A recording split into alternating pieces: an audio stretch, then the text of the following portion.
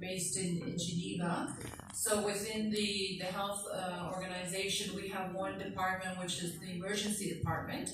And within that emergency department, we have many different units, specifically working in infection prevention control and water and sanitation.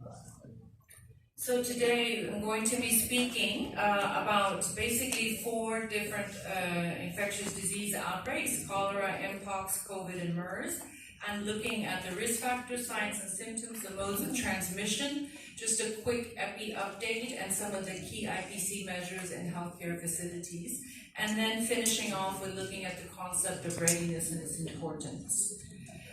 So here, just really wanted to start with a reflection on really what has happened in the 21st century. So what you can see here is we're looking at all of the different infectious disease outbreaks that have happened, epidemics and pandemics. And the important note to take home is that they're increasing in numbers, in frequency, in scale, and in impact.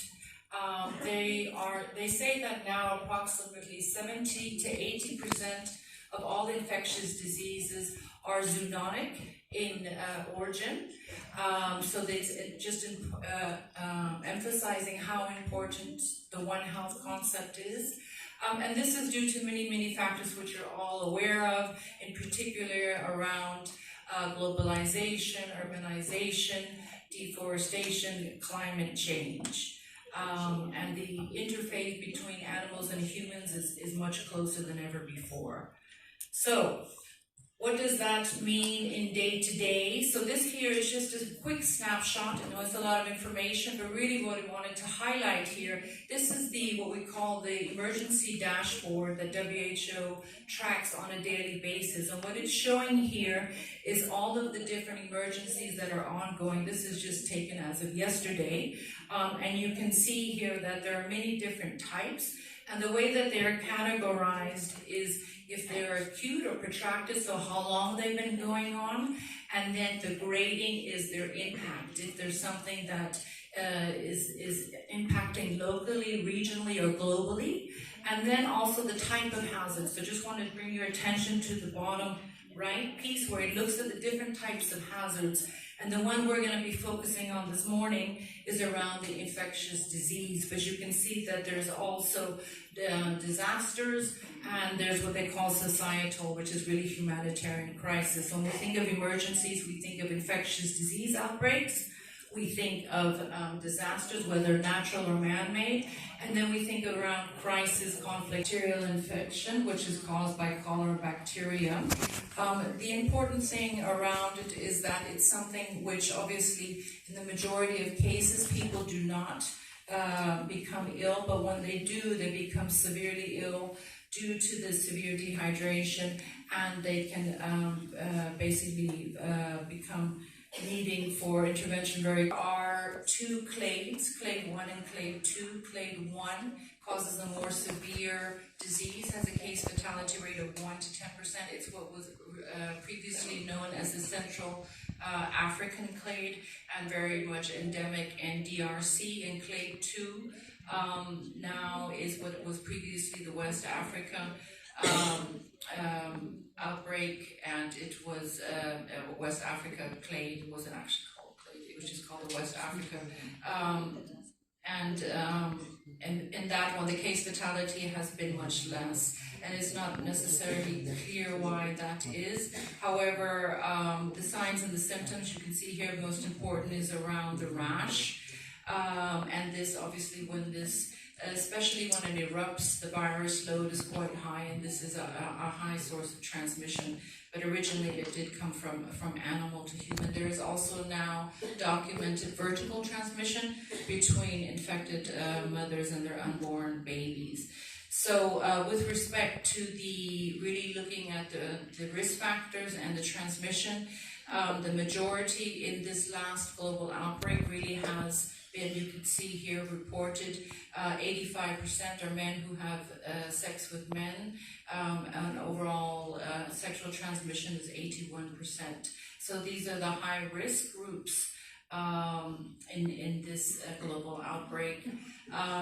And here you see the actual total recommendation that when you had patients who were mild and uncomplicated, they could actually be managed at home as long as they were isolated.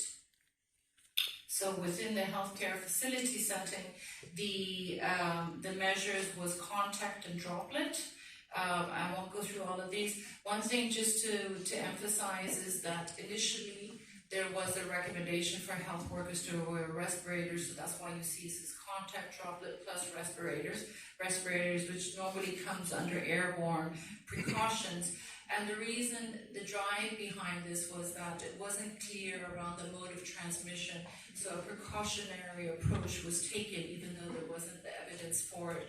And you have to remember that this came in the kind of the wave after COVID and all the discussions around transmission within COVID. So this was the initial recommendation.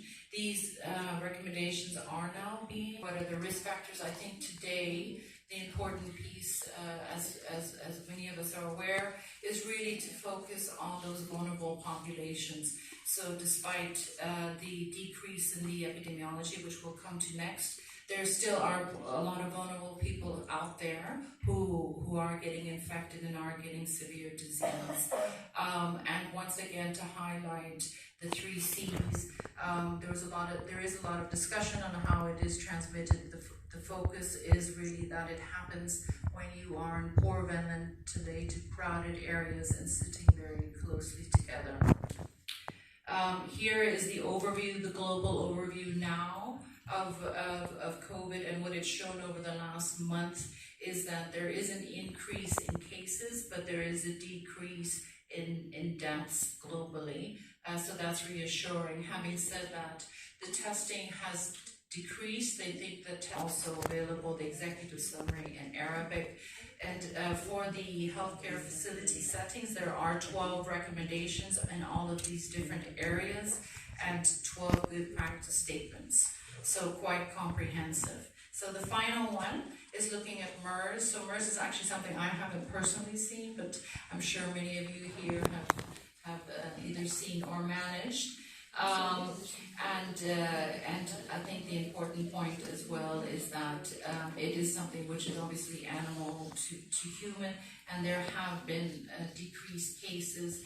The epidemiology showed that basically it was more linked to males, which would maybe have to do with the occupation, and then also linked to people over the age of 50. Health workers, infections, and we'll go on to look at that, we're seeing in 19% of the time, and some of the analysis looking at previous outbreaks showed that actually the characteristics for health workers were that they were younger, females, not nationals, and asymptomatics, but they did have a higher survival rate.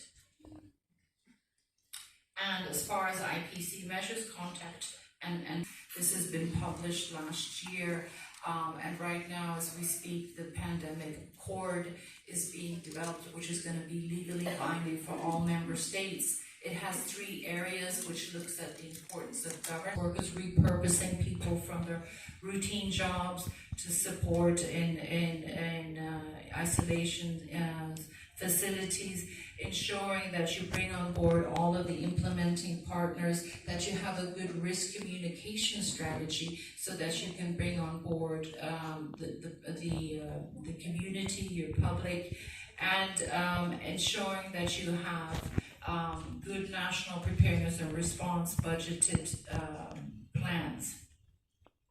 And then finally, last couple of slides, just focusing on UAE and really highlighting the good work that has been done here. So there's actually a legally binding framework related to combating communicable diseases. It's important that governments and hospitals are prepared for outbreaks, both for the ones that we know about and the emerging disease, the next emerging disease X. IPC is essential to prevent and control outbreaks and safeguarding the system. And finally, it's important to have IPC, quality IPC in all the different levels, not just with response, but also preparedness and readiness. So with that, thank you all very much. It's been a pleasure to be here this morning, and this is just to mention some of my colleagues who helped with the presentation. I can't get to go back. So thank you very much.